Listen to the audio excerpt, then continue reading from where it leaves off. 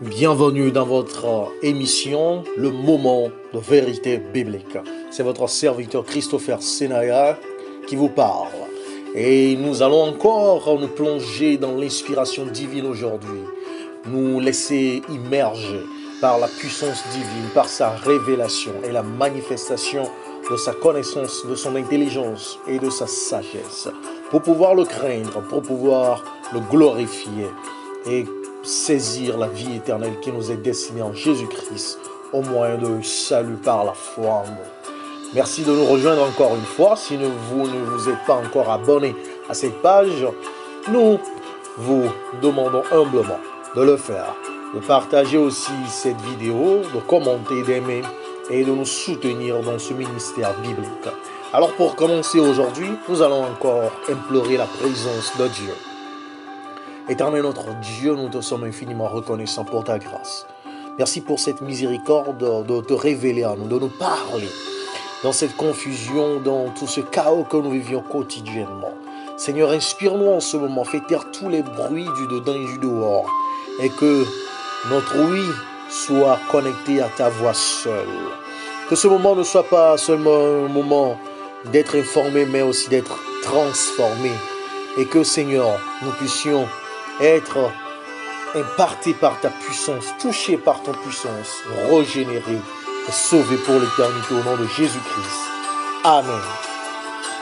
Merci de nous avoir rejoints. C'est toujours un plaisir de vous avoir. Et encore aujourd'hui, nous allons rentrer dans une étude superbe. Nous l'avons intitulée « La main de Dieu ».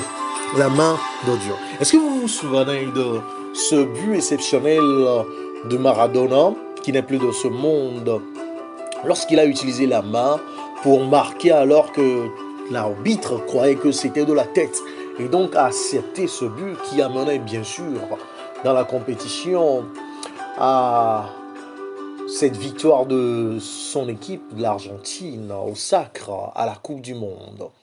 Eh bien, des années plus tard, précisément en 2010, Luis Suarez fera la même chose.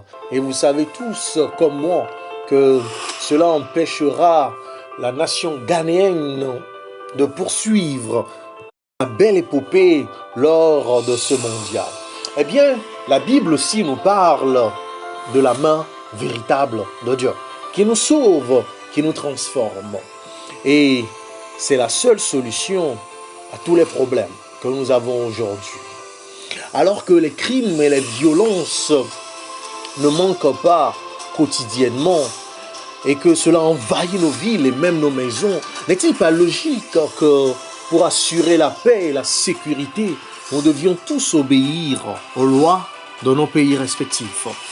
Eh bien, il y a des siècles, voire plus d'un millénaire, Dieu a écrit sa propre loi en pierre de sa propre main. Et la Bible dit que nous sommes toujours censés la garder aujourd'hui. Violer n'importe quelle partie de la loi de Dieu a toujours de conséquences négatives. Mais le plus important, garder toute la loi de Dieu garantit notre paix et notre sécurité. Puisque tant de choses sont en jeu, ne vaut-il pas la peine de prendre quelques minutes pour considérer sérieusement la place que les 10 commandements de Dieu ont dans nos vies? Vous pouvez peut-être vous demander, est-ce que Dieu lui-même a écrit les 10 commandements? Est-ce que ce n'est pas une invention humaine? Eh bien, voyons la révélation prophétique de Dieu dans Exode chapitre 31, à partir du verset 18. Là, il est écrit: lorsque l'Éternel eut achevé de parler à Moïse sur la montagne de Sinaï, il lui donna les 2 tables du témoignage, tables de pierre écrites du doigt de Dieu. Et dans Exode chapitre 32, verset 16, nous lisons: les tables étaient l'ouvrage de Dieu, et l'écriture était l'écriture de Dieu gravée sur les tables. Eh bien oui, le Dieu du ciel a écrit les 10 commandements sur les tables de pierre avec son propre doigt. Regardez un peu ce que la Bible nous dit par rapport à ce que nous vivons aujourd'hui. Dans 1 Jean chapitre 3, verset 4. Quiconque pêche transgresse la loi, et le péché est la transgression de la loi. Donc, le péché, ses conséquences que nous vivons aujourd'hui, est la violation de la loi des 10 commandements de Dieu. La loi de Dieu est parfaite, nous dit Psaume chapitre 19, verset 7. Et ses principes couvrent tout ce que nous pouvons imaginer. Les commandements couvrent tout ce que l'homme doit accomplir comme devoir, selon Ecclésiaste chapitre 12, verset 13. Et rien, tenez-vous bien, la laisser de côté. Eh bien, vous vous posez la question de savoir pourquoi Dieu nous a-t-il donné les 10 commandements. Eh bien, nous trouvons la réponse dans Proverbes, chapitre 29, verset 18. Là, il est écrit, lisez avec moi s'il vous plaît. Quand il n'y a pas de révélation, le peuple est sans frein, heureux s'il observe la loi. Et dans Proverbes, toujours chapitre 3, versets 1 et 2, nous lisons ceci. Mon fils, n'oublie pas mes enseignements et que ton cœur garde mes préceptes, car ils prolongeront les jours et les années de ta vie et ils augmenteront ta paix. Waouh! La loi de Dieu nous est donnée comme guide pour une vie heureuse et abondante. Dieu nous a créés pour faire l'expérience du bonheur, de la paix et de la longue vie, du contentement, de l'accomplissement et de toutes les autres grandes bénédictions pour lesquelles nos cœurs aspirent. La loi de Dieu est une feuille de route qui indique les bons chemins à suivre pour trouver ce vrai bonheur suprême. Et comme Paul nous le dit dans Romains chapitre 3 verset 20, que je vous invite à lire avec moi, nous lisons « Car nul ne sera justifié devant lui par les œuvres de la loi, puisque c'est par la loi que vient la connaissance du péché. » Et il ajoute dans Romains chapitre 7 verset 7, « Que dirons-nous donc ? La loi est-elle péché? Loin de là. Mais je n'ai connu le péché que par la loi, car je n'aurais pas connu la convoitise si la loi nous dit « Tu ne convoiteras point ». Waouh! Par la loi, nous connaissons si nous péchons ou pas. Et nous ne saurions pas si ce que nous faisons est bien ou non s'il n'y avait pas la loi. Donc la loi est notre guide comme une carte pour indiquer le bon chemin lorsque nous partons en aventure ou lorsque nous visitons un lieu que nous ne connaissons pas auparavant, ou bien lorsque nous utilisons le GPS sur notre téléphone, sur notre ordinateur pour nous repérer. La deuxième chose que la loi nous permet de faire, c'est de nous montrer la différence entre le bien et le mal. La loi de Dieu est comme un miroir et c'est ce que nous pouvons lire dans Jacques chapitre 1, versets 23 à 25. Car si quelqu'un écoute la parole et ne la met pas en pratique, il est semblable à un homme qui regarde dans un miroir son visage naturel et qui, après s'être regardé, s'en va et oublie aussitôt quel il était. Il souligne ici, en continuant au verset 25, mais celui qui aura plongé les regards dans la loi parfaite, la loi de la liberté, et qui aura persévéré, n'étant pas un auditeur oublieux, mais se mettant en l'œuvre, celui-là sera heureux dans son activité. Il souligne les actes répréhensibles dans nos vies, un peu comme un miroir indique la saleté sur nos visages. Écoutez bien, la seule façon possible pour nous de savoir que nous péchons est de vérifier soigneusement nos vies et de les comparer dans le miroir de la loi de Dieu.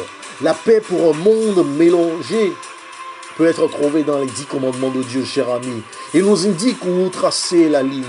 Dans Deutéronome chapitre 6, verset 24, le prophète Moïse nous annonce ce qui suit. Lisez avec moi, cher ami. L'Éternel nous a commandé de mettre en pratique toutes ces lois et de craindre l'Éternel, notre Dieu, afin que nous fussions toujours heureux et qu'il nous conservât la vie comme il le fait aujourd'hui. Oh, la loi nous permet d'avoir une vie abondante, cher ami. Oh, la loi nous donne une vie paisible. Oh, la loi nous donne un recours dans le malheur, un secours dans ce qui est contraire à notre bonheur. Oh, dans Psaume chapitre 119, versets 117 et 118, que David a écrit pour exalter la loi de Dieu en utilisant les lettres de l'alphabet hébreu pour que tous ceux qui lisent ce chapitre puissent retenir la loi de Dieu en retenant aussi les versets. Nous lisons au verset 117 et 118. Sois mon appui pour que je sois sauvé et que je m'occupe sans cesse de tes statuts. Tu méprises tous ceux qui s'écartent de tes statuts, car leur tromperie est sans effet. Oh, cher ami, voici ce que nous procure la loi de Dieu. La loi de Dieu est aussi notre protection au milieu du danger et au sein de la tragédie. La loi de Dieu est comme une cage forte. Oh, lorsque nous partons, par exemple, en aventure dans une jungle, cela nous protège des animaux féroces et destructeurs. La loi nous protège du mensonge, du meurtre, de l'idolâtrie, du vol et de nombreux autres maux qui détruisent la vie, la paix et le bonheur. Toutes les bonnes lois protègent, chers amis, et la loi de Dieu ne fait pas exception. Oh, nous lisons dans 1 Jean chapitre 2, verset 3, ce qui suit. Si nous gardons ses commandements, par là, nous savons que nous l'avons connu. Oh, ce qui nous identifie en tant que fils et filles de Dieu, ce qui nous identifie en tant que personnes qui ont connu et qui marchent avec Dieu, c'est l'obéissance à sa loi. Oh, je prie en ce moment que vous soyez impactés par la loi de Dieu, que vous soyez transformés par la loi de Dieu. Oh, que vous soyez changés par la loi de Dieu. Oh, nous savons aussi que la loi de Dieu nous aide à le connaître. Oh, vous savez, les principes éternels dans la loi de Dieu sont écrits pour que nous puissions d'une manière profonde connaître et appréhender la nature de chaque personne par le Dieu qui nous a créés. L'écriture est peut-être pour certains sombre et maculée, mais elle est toujours là. Nous avons été créés pour vivre en harmonie avec les uns les autres. Et lorsque nous ignorons la loi de Dieu qui doit nous régir, le résultat est toujours la tension, l'agitation et les transgressions qui mènent à la tragédie. Et cela est de même comme lorsque nous ignorons les règles de conduite sécuritaire et que cela entraîne des blessures graves et même la mort. Oh, chers amis, la loi de Dieu est extrêmement importante pour nous de façon personnelle. Nous lisons dans Jacques chapitre 2, verset 12. Jacques chapitre 2, verset 12. Parlez et agissez comme devant être jugés par une loi de liberté. Oh, parce que la loi des 10 commandements est la norme par laquelle Dieu examine tout cœur, toute âme, toute pensée devant son tribunal céleste. Nous devons marcher selon cette loi. La loi de Dieu ne peut jamais être changée ou abolie, chers amis, comme le prétendent certaines personnes. Lisons nous-mêmes ce que Dieu dit de sa loi. Dans Luc chapitre 16, verset 17. Nous lisons là, il est plus facile que le ciel et la terre passent qu'il ne l'est qu'un seul trait de lettre de la loi vienne à tomber. Dans Psaume chapitre 89, verset 34, oh, nous voyons cette révélation divine qui nous éclaire. Je ne violerai point mon alliance et je ne changerai pas ce qui est sorti de mes lèvres. Dans Psaume chapitre 117, verset 8, nous avons cette révélation. Somme 111 plutôt, versets 7 et 8, nous avons cette révélation. Les œuvres de ses mains sont fidélité et justice. Toutes ses ordonnances sont véritables, affermies pour l'éternité, faites avec fidélité et droiture. Oh, chers amis, non, non, non, non, la Bible est claire sur le fait que la loi de Dieu ne peut pas être changée, ni abolie ou remplacée, ou même abrogée ou renversée. Les commandements sont des principes révélés du caractère saint de Dieu et sont le fondement même de son royaume. Ils seront vrais tant que Dieu existera. Ce tableau nous montre que Dieu et sa loi ont exactement les mêmes caractéristiques, révélant que la loi des 10 commandements est en fait le caractère de Dieu sous forme écrite. Écrite pour que nous puissions mieux comprendre Dieu. Il n'est pas plus possible de changer la loi de Dieu que de sortir Dieu du ciel et de le changer. Chers amis, notez cela. Il n'est pas plus possible de changer la loi de Dieu que de sortir Dieu du ciel et de le changer. Oui, Jésus nous a montré à quoi ressemble la loi, c'est-à-dire le modèle de vie sainte, lorsqu'elle est exprimée sous forme humaine. Le caractère de Dieu ne peut pas changer, par conséquent, sa loi non plus. Lorsque nous lisons Luc chapitre 18, verset 19, nous voyons que la Bible nous montre que Dieu est bon. Et dans Timothée chapitre 1, verset 8, nous voyons que la loi est bonne, caractéristique identique. Dans Ésaïe chapitre 5, verset 16, nous voyons que Dieu est saint. Et dans Romains chapitre 7, verset 12, nous lisons que la loi est sainte, caractéristique identique. Dans Matthieu chapitre 5, verset 48, nous voyons que Dieu est parfait. Et dans Psaume 19, verset 7, nous lisons que sa loi aussi est parfaite. Dans 1 Jean chapitre 3, verset 2 et 3, nous lisons que Dieu est pur. Et dans Psaume chapitre 19, verset 8, la loi aussi est jugée pure. Dans Deutéronome chapitre 32, verset 4, nous lisons que Dieu est juste. Et dans Romains chapitre 7, verset 12, nous lisons que la loi aussi est juste. Dans Jean 3, verset 33, nous lisons que Dieu est vrai.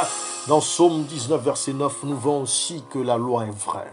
Dans 1 Corinthiens chapitre 10, verset 4, nous lisons que Dieu est spirituel.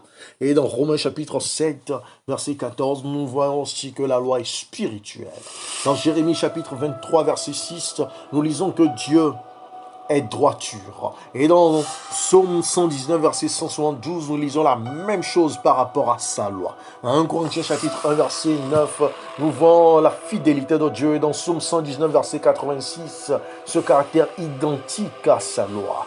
Dans 1 Jean chapitre 4, verset 8, nous voyons que Dieu est amour. Et dans Romains 13, verset 10, nous voyons la même caractéristique par rapport à sa loi. Dans Jacques chapitre 1, verset 17, nous lisons que Dieu est immuable. Et dans Matthieu chapitre 5, verset 18, nous voyons que c'est la même chose pour sa loi.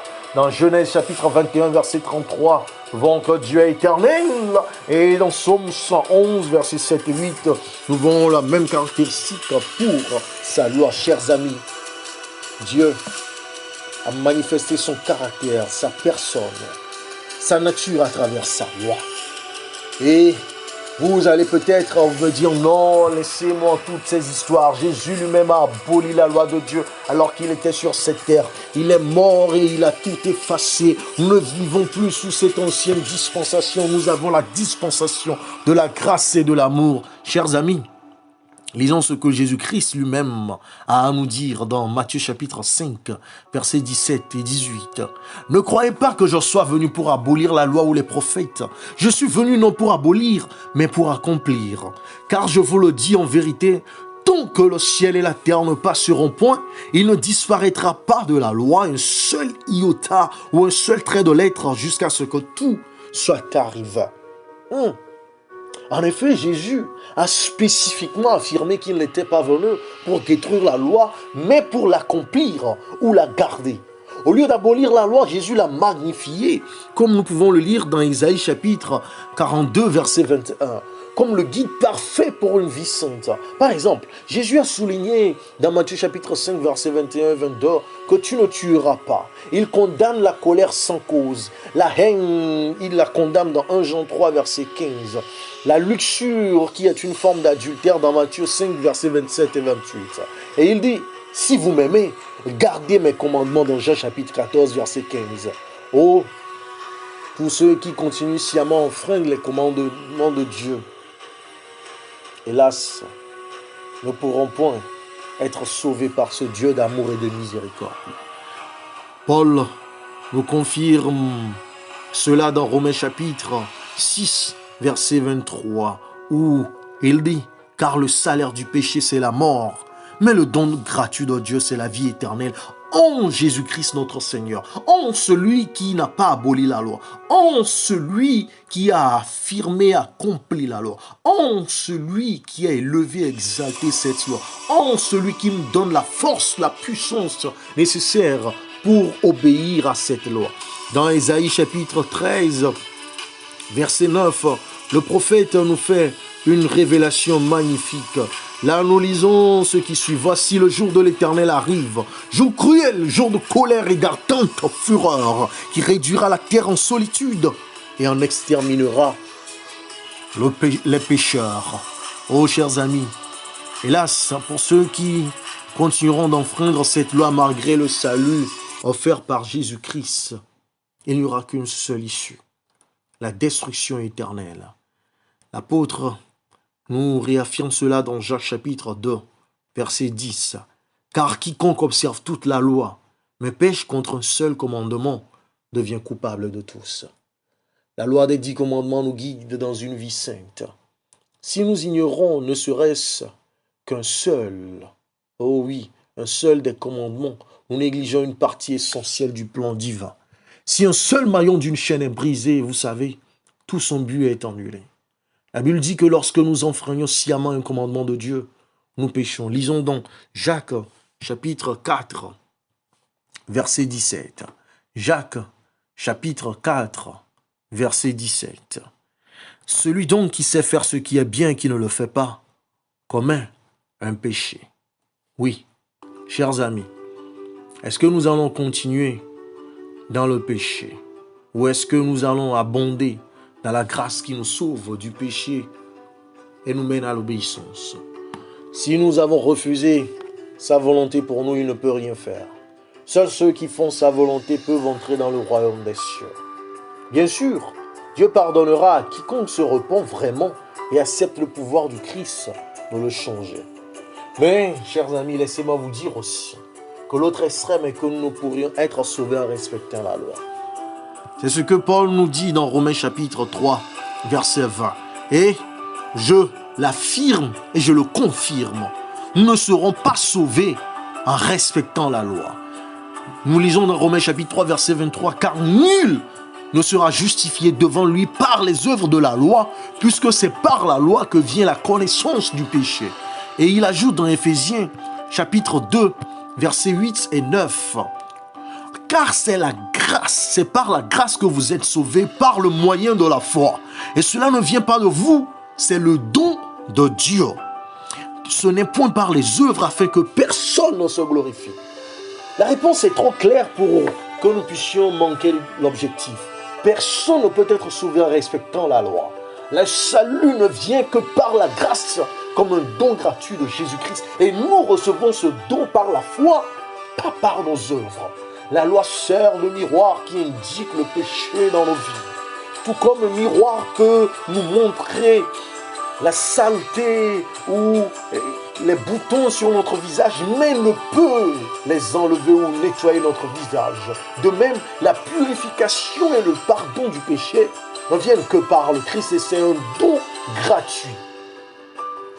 Vous allez dire, alors, laissez-moi en paix. Pourquoi donc la loi est-elle essentielle pour que nous puissions y obéir? Laissez-moi vous lire ce passage que j'aime tant dans Ecclésiaste chapitre 12, verset 13. Écoutons la fin du discours. Crains Dieu et observe ses commandements, car c'est là ce que doit faire tout homme.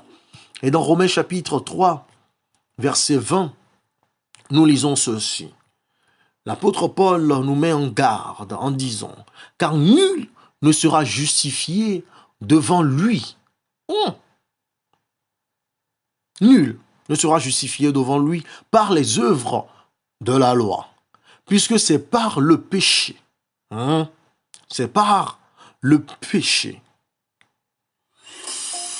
C'est par la connaissance plutôt de la loi que vient la connaissance du péché. Oh, bien-aimés, la loi ne nous sauve pas, mais la loi nous corrige, la loi nous oriente, la loi nous guide, la loi nous permet de mener la vie à laquelle Dieu nous a destinés et de marcher non dans la corruption du monde, mais dans la purification qui nous fait alors que nous sommes dans le monde. Le modèle complet où tout le devoir pour notre vie est résumé dans le contenu de la loi de Dieu. Comme un enfant de 6 ans qui a fait sa propre règle, s'est mesuré et a dit à sa mère qu'il mesurait 100 cm, nos propres normes de mesure ne sont jamais sûres. Nous ne pouvons pas savoir si nous sommes pécheurs si nous ne regardons pas attentivement la norme parfaite, qui est bien évidemment inscrite dans la loi de Dieu. Beaucoup pensent que faire de bonnes œuvres garantit leur salut, même s'ils ignorent le respect de la loi. Mais écoutez ce que Jésus lui-même a à nous dire dans Matthieu chapitre 7, versets 21 à 23. Ceux qui me disent « Seigneur, Seigneur » n'entreront pas tous dans le royaume des cieux, mais celui-là seul qui fait la volonté de mon Père qui est dans les cieux. Plusieurs me diront ce jour-là, « Seigneur, Seigneur, n'avons-nous pas prophétisé par ton nom? N'avons-nous pas chassé des démons par ton nom? Et n'avons-nous pas fait beaucoup de miracles par ton nom ?» Alors je leur dirai ouvertement, « Je ne vous ai jamais connu. Retirez-vous de moi, vous qui commettez l'iniquité. » Et au verset 24, il dit, « C'est pourquoi quiconque entend ces paroles que je dis et les met en pratique sera semblable à un homme prudent qui a bâti sa maison sur le roc. » Par conséquent, chers amis, ils pensent qu'ils sont juste sauvés alors qu'en fait, ils sont pécheurs et perdus. Et c'est ce que l'apôtre Jean nous dit dans 1 Jean chapitre 2, verset 3. Si nous gardons ces commandements, par là nous savons que nous l'avons connu. Ce qui nous permet vraiment d'être convertis, de suivre le modèle de la loi de Dieu, se trouve enfoui dans le verset 13 de Philippiens chapitre 4. Philippiens chapitre 4, verset 13, où nous lisons « Je puis tout par celui qui me fortifie. » Ce n'est pas nous-mêmes qui agissons. Ce n'est pas notre propre nature, ce n'est pas notre force, ce n'est pas notre intelligence ou notre savoir. C'est la force de Jésus-Christ en nous, chers amis. Paul nous le réaffirme dans Hébreux chapitre 8, verset 10. Hébreux chapitre 8, verset 10, il est écrit « Mais voici l'alliance que je ferai avec la maison d'Israël. Après ces jours-là, dit le Seigneur, je mettrai mes lois dans leur esprit, je les écrirai dans leur cœur et je serai leur Dieu et ils seront mon peuple. » Chers amis, c'est magnifique. Dieu lui-même promet de mettre sa loi dans notre cœur, de l'inscrire dans notre cœur, de le graver dans notre cœur, de l'exalter dans notre cœur. Oh, quelle joie! Oh, quel bonheur! Oh, Paul nous rappelle dans Romains chapitre 8, versets 3 et 4, ce qui suit. Romains chapitre 8, versets 3 et 4.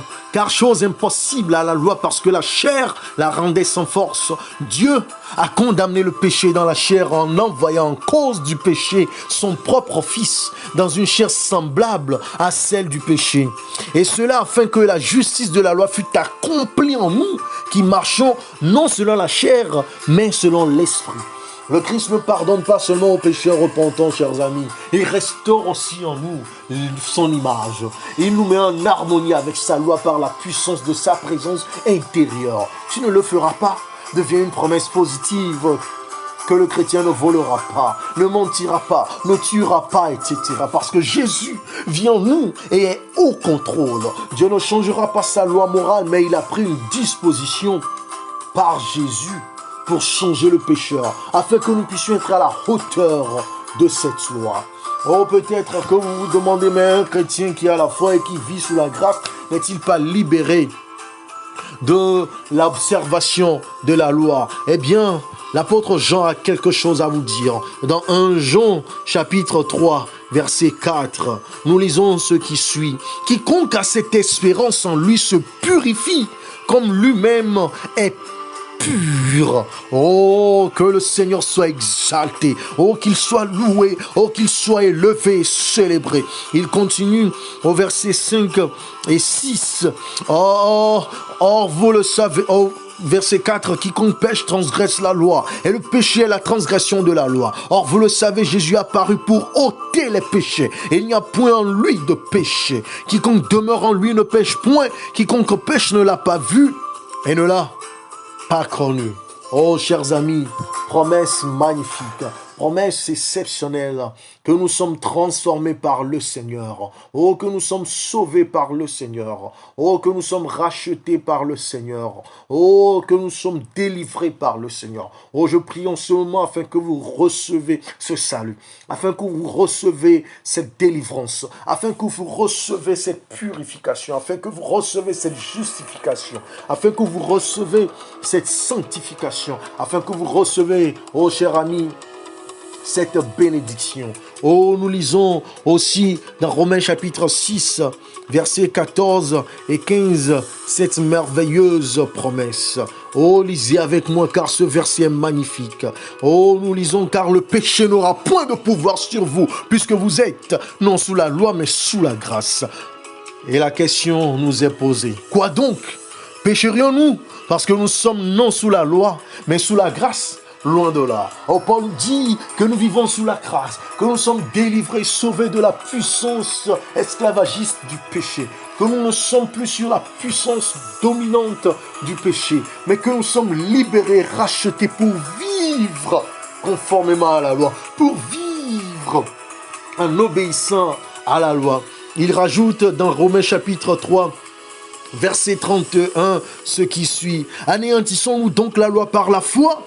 Loin de là. Au contraire, nous confirmons la loi. Oh, les Écritures enseignent exactement le contraire de ce que la majorité dit et croit. La grâce est comme le pardon d'un gouverneur à un prisonnier ou d'une grâce présidentielle. Cela lui pardonne, mais cela ne lui donne pas la liberté d'enfreindre une autre loi. Sinon, il reviendrait en prison et cette grâce serait sans effet. La personne pardonnée vivant sous la grâce voudra en fait garder la loi de Dieu dans sa gratitude pour cette délivrance, pour cette exonération. Une personne qui refuse d'obéir donc à la loi de Dieu en disant qu'elle vit sous la grâce se trompe énormément. Chers amis, je voudrais vous inviter en ce moment à revoir votre position quant à la loi de Dieu, à revoir votre imagination, votre superstition ou votre croyance quant à la loi de Dieu. Et je prie en ce moment que vous receviez la puissance de Dieu qui éclaire et inspire, qui délivre et qui sauve, qui anéantit la puissance du diable et qui voit l'échec, le plan satanique de votre vie. Je prie en ce moment que vous puissiez recevoir en vous cette puissance du Christ qui libère, afin que nous vivions sous le contrôle, sous la souveraineté à jamais au nom de Jésus-Christ. Amen.